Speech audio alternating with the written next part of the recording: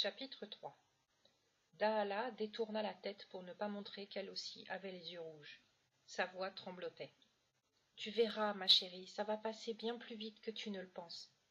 Et puis quand tu reviendras, on fêtera ton retour et l'arrivée du bébé. » Galshan fit juste oui de la tête. Au moindre mot, elle explosait en sanglots. Elle posa sa main sur le ventre de sa mère, et elles restèrent là, toutes les deux, à attendre que bébé bouge. Mais rien ne se passa. Ce n'était pas son jour, ou bien il faisait sa mauvaise tête. Alors elle se pelotonna contre Daala, à écouter sa respiration et le bruit de son cœur, pendant qu'elle lui caressait doucement les cheveux. Toutes ses affaires tenaient dans un sac, au pied du lit. De gros vêtements d'hiver en feutre, en laine et en cuir. Et puis les bottes neuves que son père avait achetées le matin même à la coopérative. Parce que là-bas, la neige arrive encore plus tôt qu'ici. Riam tournait en rond dans le petit appartement. Vaguement mal à l'aise, il toussota, nouant et dénouant ses grosses mains. Il regarda sa montre et jeta un regard furtif vers sa fille. « Galshan, il faut qu'on parte maintenant. Zagung, ce n'est pas la porte à côté. » Elle ne répondit pas. Daala la poussa doucement. Dehors, au milieu de l'avenue, les garçons jouaient au foot avec un ballon à moitié dégonflé. Lorsqu'un bus ou un camion passait en klaxonnant, ils dégageaient de leur terrain en traitant le chauffeur de tous les noms. Le moteur de l'Oural vrombit. Les garçons s'arrêtèrent pour assister au départ. Riam enclencha la première et les 48 tonnes de métal s'ébranlèrent lourdement. Grimpé sur le marchepied, Aïbora tenait la main de Galshan. « Je vais te garder une place à côté de moi, au collège, pour quand tu reviendras. » Pour elle, c'était facile à dire. Galshan la voyait toute brouillée de larmes. Riam lui fit signe de descendre et Aïbora sauta en marche. Le camion prit un peu de vitesse, la tête passée à l'extérieur, Galshan la regarda rapetissée. Tout au fond, l'immeuble n'était plus qu'une petite tache sombre. Pendant un long moment, le père et la fille n'échangèrent pas un mot. Lui aussi avait la gorge nouée, bien plus qu'il ne voulait se l'avouer. La ville disparut derrière le nuage de poussière que soulevaient les 8 essieux. Les maisons s'espacèrent, la route goudronnée s'effaça et laissa brusquement place à une piste de terre qui dessinait une longue ligne sombre entre les hautes herbes. Devant, la steppe semblait infinie. Riam tout sauta.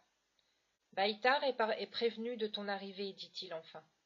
J'ai chargé un copain qui descendait en camion vers Zagung de lui dire. Je crois qu'il est très content de te revoir. Ça fait si longtemps. Et puis tu ne seras pas toute la journée avec lui. Je t'ai inscrite au collège du district. Le même que celui où j'allais quand j'avais ton âge. Une demi-heure de cheval pour y arriver. Au début, Baïtar t'accompagnera.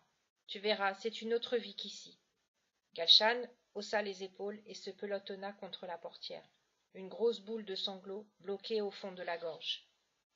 5 mois. 153 jours chez Baïtar.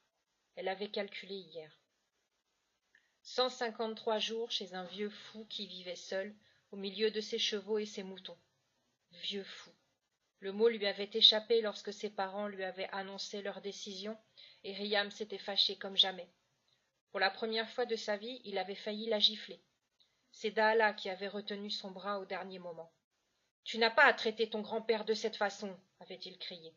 « Même s'il ne s'est pas toujours très bien comporté. N'oublie pas que Baïtar est mon père et que tu es sa petite-fille. » Elle avait tout essayé pour y échapper. Elle se ferait toute petite, aiderait de son mieux, ne gênerait personne. Elle avait pleuré, crié, trépigné. Rien à faire. Ses parents étaient restés inflexibles. Quant à Baïtar, elle le connaissait à peine.